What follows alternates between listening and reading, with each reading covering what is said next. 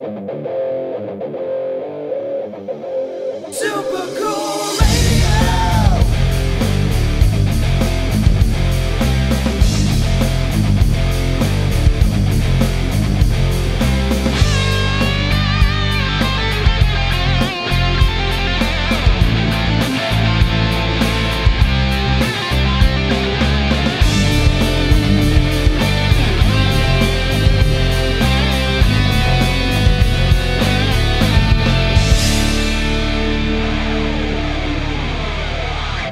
Hello, everyone. I am Matthew Thomas with Super Cool Radio. My guest this time is an incredible musician and artist, and recently released her latest single, Wizard's Peak. Please welcome Brigitte Roka. Hey.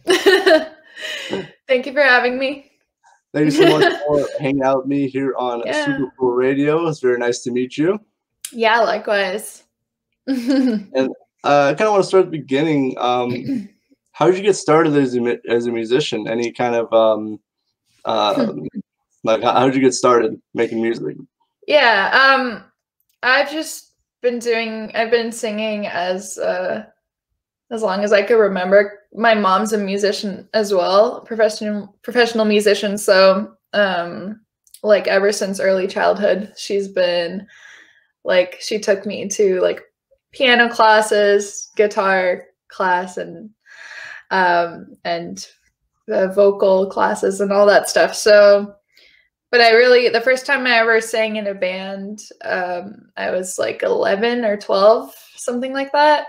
And I remember the first song I ever sang with a band was 10 Years Gone by Led Zeppelin. So that was a good introduction to this world.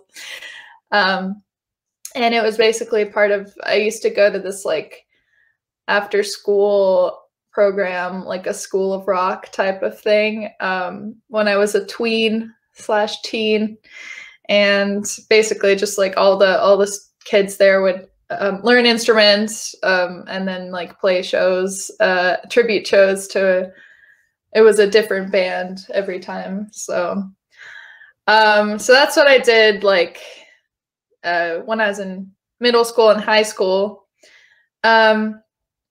And then I started my first band when I was in college at Art Center, College of Design, which is where I went to school.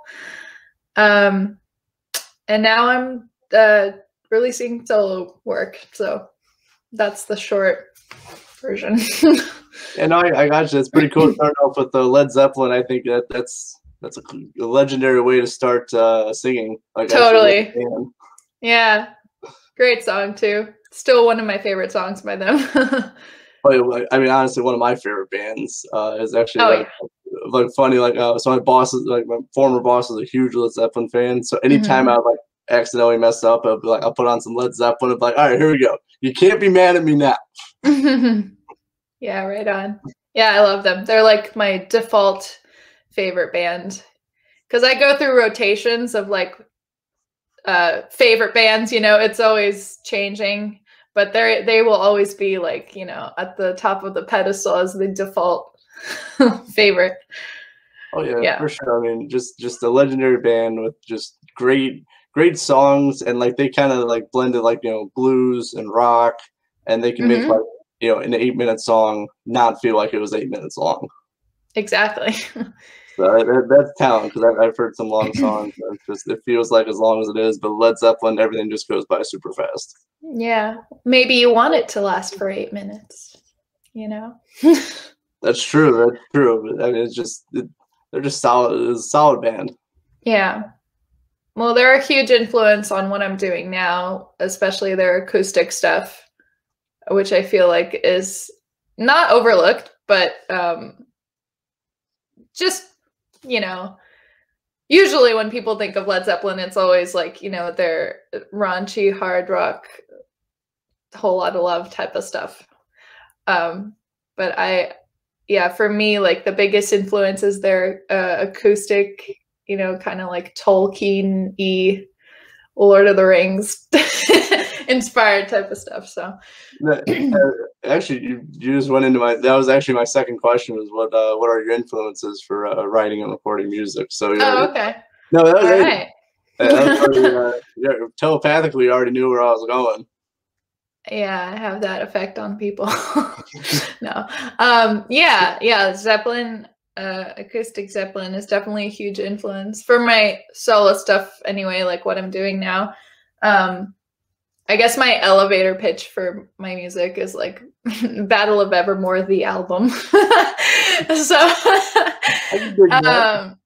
yeah, but I mean, as far as vocalists go, Robert Plant is definitely one of my favorites, and you can hear it in my vocals, which is funny. Yeah, I grew up, listening to mostly classic rock and prog. I was like super into prog in high school. So like Rush are one of my favorite bands, and like Pink Floyd. Pink Floyd was the first band I like became obsessed with. I saw them in concert when I was 10, and it just like changed my little world. I was just so blown away. They played, well, not them. I saw Roger Waters technically, and he played all of Dark Side in live, and I was just like, what is this? I was 10 years old. And then in high school I became like totally obsessed. I read like 2 biographies about them, and I have all their early singles. And anyway, kind of a tangent, sorry. What was the question? What are my influences? Yes. So for like my solo stuff, Zeppelin is a big one.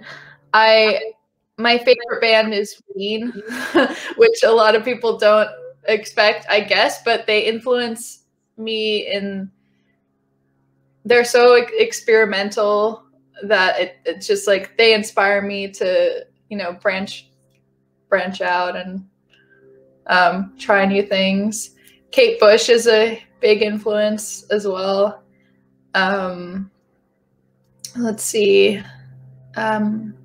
And then, like, obviously I do love Janice Joplin. I have a raspy voice, so a lot of people like to point that out. And it always flatters me because, getting compared to her is like, oh my God, it's Janice.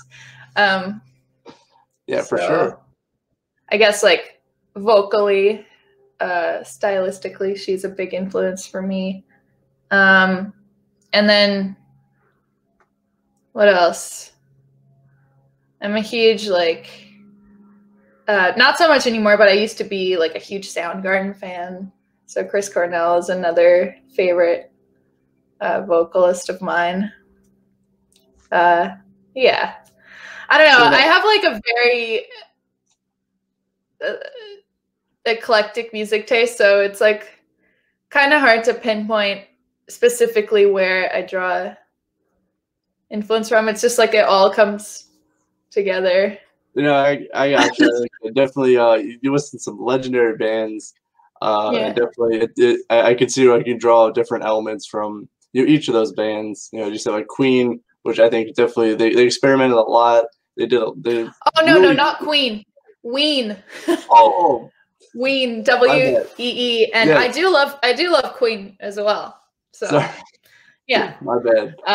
My bad. They are also a very experimental band. Yeah. No, No, all good. No, it's the audio. Yeah. Yeah.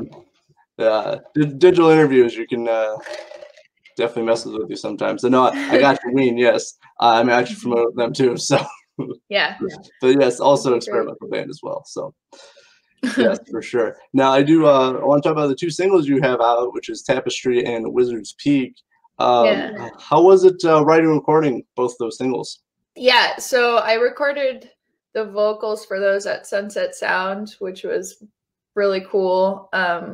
Sunset Sound, for those that don't know, is a really great old studio where a bunch of my influences recorded, The Doors and Zeppelin and Janice Joplin, all those bands. So that was really, really very cool. They have these live, they have echo chambers there. They have live reverb when you record vocals, which was just awesome. It just made recording vocals more fun. I don't know what it is about like analog gear, but I prefer like things that are grounded like that. I'm not very techy. So I don't know if it's placebo, but anyway. And then writing them. So my whole project is like a concept, not just an album because it's like an ongoing thing, but like a concept project that's intertwined with my illustrations. It's called Pearl Farm. So like the second half of it is I make like these illustrations that go along with the songs, and that's what I base all the lyrics on and stuff. Yeah, I did want. I was going to lead in talking about the illustrations up next too. Yeah, cool. Yeah, but you're writing about those. I mean, I really enjoy them because it's definitely like it has like a kind of like old school like folk and like rock and mixture, and your vocals are very kind of Robert Plant-esque, but it's different because that's for you. So, but I really enjoy both of them. Thank you so much. I'm glad. Yeah, I just released a video for Wizards Peak yesterday, so I'm stoked about that. I'm gonna check that out. I didn't. Yeah, all good. I didn't let you know. I think I told you I was working on it, and I didn't say when I was releasing it. But anyway, but yeah, so I'm excited to. Like, I'm glad I got those two songs sort of out of my system, and now it's like onwards to an album. I'm excited. I am too. I want to hear definitely more music from you because I really like the style you got going on. I think it's definitely. Thank you so much.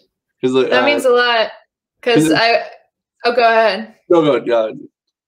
No, I was just gonna say that means a lot because it's like I don't really even know what to call it. Like, I don't know anyone else that's doing quite what I'm doing, so it's always kind of like a shot in the dark, if people, and especially with my fans of my previous project, because I was in like a stoner metal band before, which is like completely different from what I'm doing now. So it was kind of initially I was like, oh, I wonder, if they'll like it, either way, whatever, because it's what I want to be doing. So but most of my fans carried over to this project and ended up really liking it. So it's cool to see that people are liking it, because it's a little bit, I don't know, no drums, It is different. It is very different. Yeah. But it's got that chill, mellow vibe to it, and that's what I like. But also, I really like the vocals you used, and it's kind of cool you use the analog equipment to record.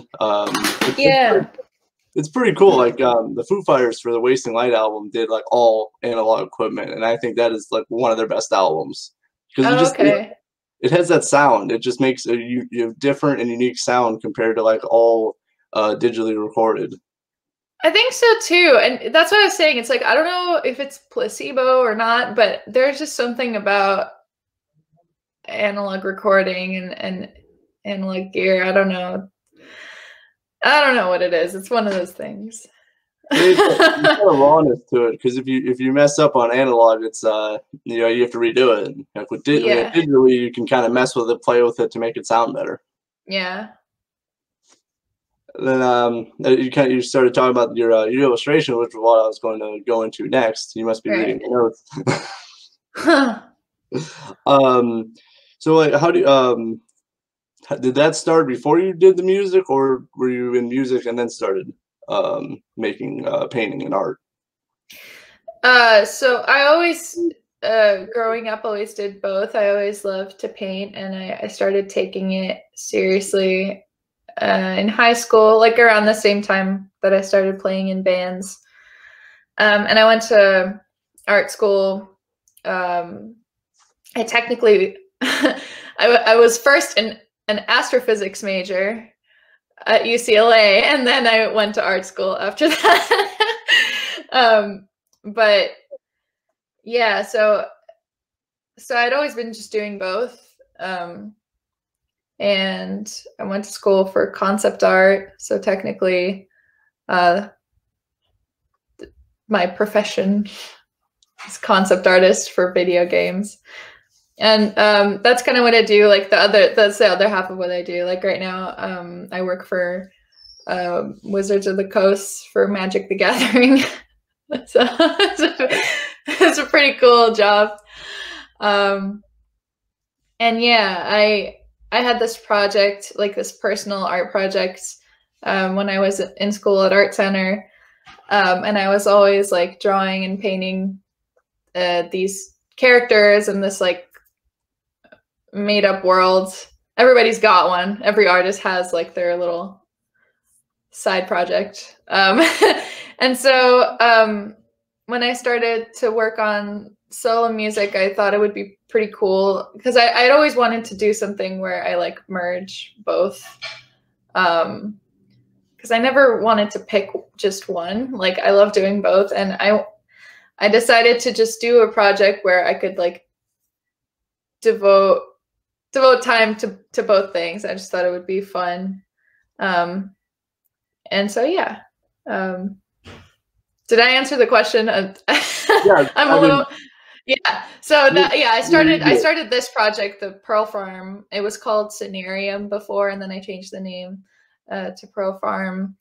And I started it in college, and I released like an art book and all this stuff, and then I started integrating it into music. I'm still kind of like feeling it out because again, it's like I don't know anyone else who's really doing something like. There's only like I guess things like gorillas and stuff like that, but even that's different because it's like they're like characters that are like a fake band, not fake, but you know what I mean. And this is just kind of like I don't even know. Just No, yeah, I got you, but it was kind of funny. Like I was planning out my last radio show, and it was featuring bands from DI Records, and and we only had 14, and I wanted I do 15 to fill an hour, and I was like, Dakota, do you want me to reuse one or something? He's like, no, you got to check out Brigitte Roka, and I was like, all right, and then he showed me Tapestry because that was what was that we recently released a few weeks ago, or like a month or so ago. And then he showed me, he's like, you gotta check out her paintings and artwork. I was like, all right. And I really liked just the colors, like how much they stand out in like the paintings. I'm very impressed. And thank you. How do you do that? Like, how do you make the colors look like that, kind of like vibrant, and make it like pop? I mean, just intuitively, I guess it's a lot of subtle color theory type of things. I like using limited palettes. So I'll use like lots of blues and greens and grays. And I think because I use so many different types of grays, it makes like the more saturated colors stand out and look kind of like more glowy. So that's one way. Yeah. But I love aquatic colors and themes.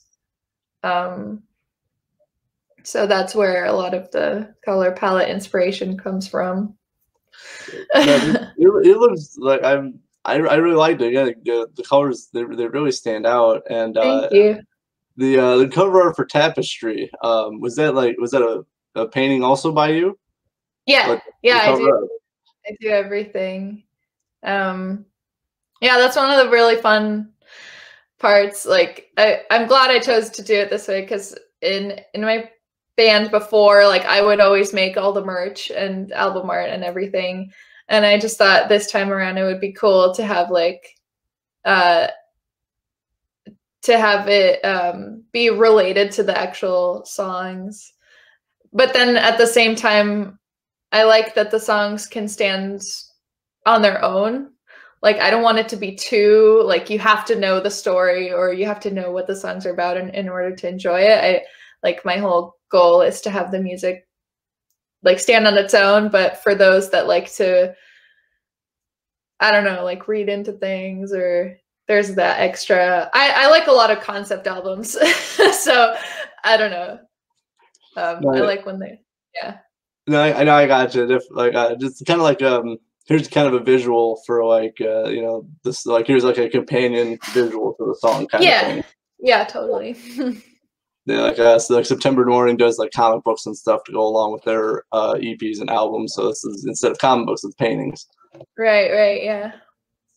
So it's very, very cool. I really dig it. If anyone check out our artwork, I'm very impressed with it. Like just Dakota showing me like just you know your artwork, really cool.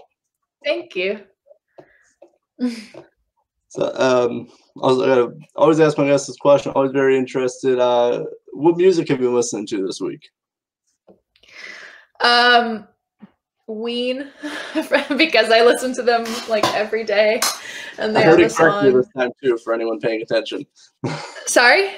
I heard it correctly this time for anyone paying attention. Yeah.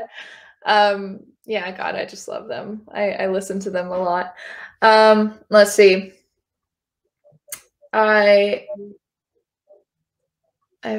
else have I listened to? I'm one of those people that like binge listens to music. Like I'll just listen to the same album for days. I've been listening to the Unplugged Nirvana album, MTV Unplugged. I'm obsessed with it. I love Nirvana. They're one of my favorite bands. I know that's like a cliche thing to say, I guess, but because they're so popular, but no, I just love them. I've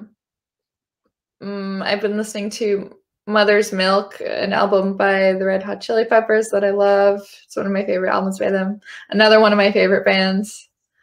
Yeah, I just kind of had those things on rotation.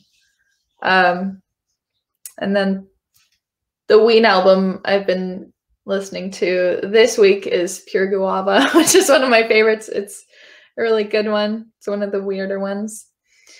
Let's see what else. Those are like the main three things. I don't know. I was talking about this with Dakota. I don't really listen to a lot of new stuff that's coming out. It's hard to find things that resonate with me. I don't know why. Yeah, no, I got you. I think definitely like the music. I think the music culture kind of shifted a little bit to like if you look at like the older stuff, it had just a different vibe to it. Yeah, it's funny, like because I've been listening to Nirvana, and that just made me think. There's an interview where Kurt Cobain says that he's like disgusted by the fact that like a bunch of people his age or like the kids at the time in the 90s were like listening to the same music their parents were listening to, and he was like, oh, there's no generation gap and it's terrible, and meanwhile, you know, I feel like a lot of the people in their 20s and 30s right now are just like and teens are just like, oh my God, Led Zeppelin. So I don't know. No, it's definitely interesting. Just the like the newer generation discovering the previous generation's music and like farther back to. I think it's always cool. I mean, especially when people discover like old Led Zeppelin or Alice Cooper, the Stones, anything like from that era. I think it's always cool, and it's kind of funny that the Nirvana Unplugged, because that. It was really interesting just because like they didn't really play any hits. It was all like unplugged, like either like deep they cuts played or all my favorite songs. I love that album so much. All my favorite Nirvana songs are in that set, and then I love all the covers and the Meat Puppet songs. It's just so good. No, I thought it was really cool. Just how diverse they are. That like everyone was expecting like Smells Like Teen Spirit or like all like Nevermind and all that stuff, but to play you know, all the different songs they pulled out, and then like a David Bowie cover, which is like really popular. I noticed like I've heard a lot of people talk about it, like especially like right now too, that it's stood the test of time for over, you know, what, close to 30 years now. It's crazy that was 30 years ago. What the fuck? It feels like, I was just talking about this with my mom the other day. Like, it just feels, maybe I'm a little bit too cynical, or I'm like not looking for music in the right places or something, but sometimes it feels like everything just kind of stopped there and there was no real continuation. Do you know what I mean? I don't know. Like, it's so that kinda, so it doesn't feel like it was 30 years ago, because like, to me at least, like music time just kind of stopped in the mid 90s or something. I mean, there were a bunch of cool, not a bunch, but I guess a few good, cool, like groundbreaking bands since then, in my opinion anyway. Like White Stripes were the 2000s band, I think. But then, like, I don't know, at least in the mainstream, like music time sort of stopped back then. So it just does not feel like that show was 30 years ago. This is crazy to think about. I had to think about it before I said it. I was like, is it 20 or 30? And then I actually realized, oh, it's 2021. It's 30. It was 30 years ago. And that's insane. Like I still based everything off like 2010. So I was like, oh, 2000, that was 10 years ago. And then I go, oh, wait a minute. I know, so weird. Yeah, and then I, you know, then like as you realize, like that was 30 years ago, and like some of my favorite albums are like from 20 or 30 years ago, and I go, oh man, it's that was a while ago, but it still is stood the test of time. Yeah, I think just the way that music was made back then was maybe different, because there, like, the value of music has just been almost erased with the internet. And I really lament the fact that I'm never going to get to experience that. Like, in order to find some cool indie music or like some cool band, you have to leave your house, go to a record store, and like search through the bins. And there was just like so much. I used to do that anyway. Like, I was a frequent amoeba, you know, visitor. But now it's like, it's different. And I'm not going to be one of those people who like completely denounces the internet, because obviously it has, there's always a good side and a bad side. Like, on the other hand, now people somewhere in Finland can hear my music. So that's obviously cool. And you don't need a label to release your own music. But at the same time, it's like, yeah, it's too easily accessible now. Everything is so easily accessible that the value of music has just gone out the window recently. I don't know what to do about it. I'm trying to do something about it. I definitely feel you, especially like I love CDs. I got a whole collection of CDs, and nowadays like everything's releasing like digitally, or like you can only get it, you know, on like Spotify or like Apple Music and all that stuff. And it's like, I want a CD, please. Yeah. Or like vinyl. At least vinyl's making a comeback, that people are actually producing vinyl. But yeah, some albums are not even produced on CDs anymore. Like, I'm super bummed. Yeah, I know. It's like really only useful for like touring now, as like an artifact. So the person that sees you live can remember what your band name was, and then they just buy your CD, but then they listen to it online anyway. And you know, I'm not like, I use Spotify and everything, so it's like one of those things where there's a good side and there's an evil side. I like buying CDs because at least I'm supporting the artist. That's what I like with you know, obviously with the streaming stuff, it's a little bit different with the how much they get. Yeah, totally. For sure, but definitely That was a tangent. I don't even remember what the question was that you were asking. What music you were listening to this week? Was right. Okay. That was the official part. But I don't mind. It's an interview. It can go in many different directions. I don't mind. Definitely looking forward to everything you got working on. I really enjoy it. If anyone has not checked out Tapestry and Wizard Peak, please do so. I really enjoy it. It's really different for like even for the stuff I listen to. It's different, but I really enjoy it. Thank you so much. I'm so glad. Yeah, I'm excited. I'm only just. It feels like I'm only just starting to kind of like experiment with this style that I'm doing. It's kind of, I don't know. I forgot what I was gonna say. I'm stoked that you like it. Thank you. I think it's definitely time of experimenting. Like I don't know if you're familiar with Iggy Pop. Of course. Okay, yeah. Stooges. Some people I talk to aren't. Definitely don't judge them, but I kind of judge them.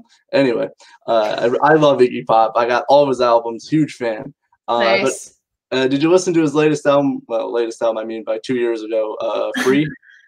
No, I've never heard a solo Iggy Pop album, but I love the Stooges. You know, so. You get it. Okay, well, if you get some time, check out "Free" by Iggy Pop because you know he's you know punk rocker, you know raw power, all that stuff. Mm-hmm. But check out "Free." It is complete different. It's like a 180 change for him. Okay. So I will check it out. Yeah, like I mean, and it was really cool, like how different he could make it sound, but still keep that like there's that punk attitude in it. That's awesome. No, I'm intrigued. I'll listen to that later today. Yeah.